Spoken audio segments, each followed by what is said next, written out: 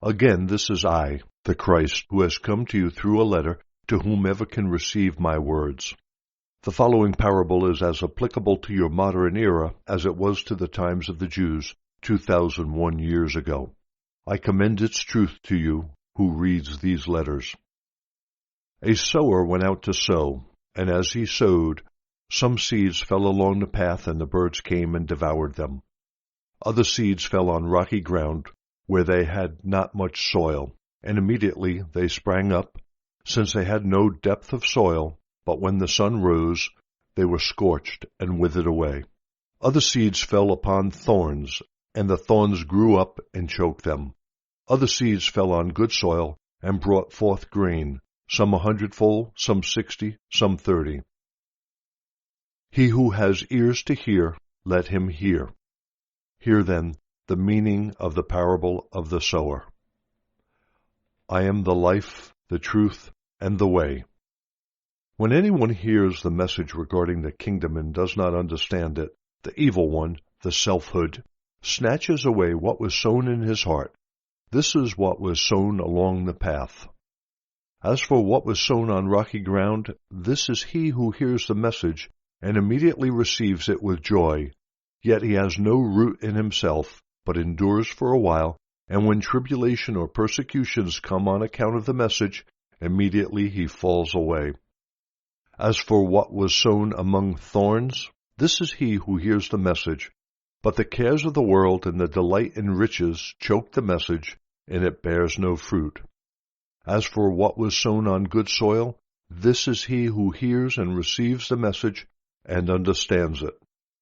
He indeed bears fruit and yields, in one case 100-fold, in another 60, and another 30-fold. Matthew 3:3. Paragraph. My purpose in sharing this knowledge of the truth of being with you in these letters is to enable you to grow in spiritual love and wisdom and bring forth the fruits and blessings of such spiritual love and wisdom in your every moment of evolving consciousness.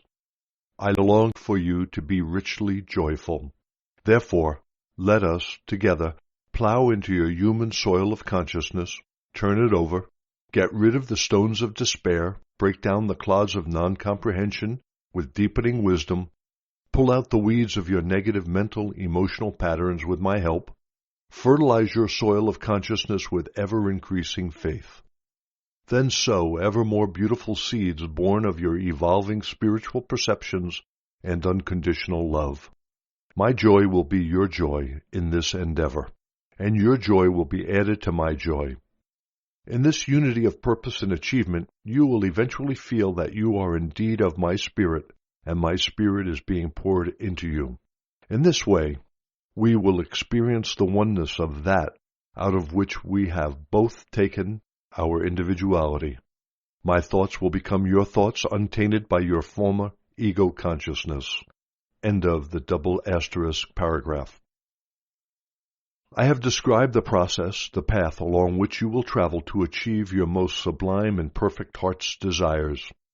And so I say to you, although this letter may be difficult to accept at first, and will require time and effort to fully understand, it is a strong link between your consciousness and mine.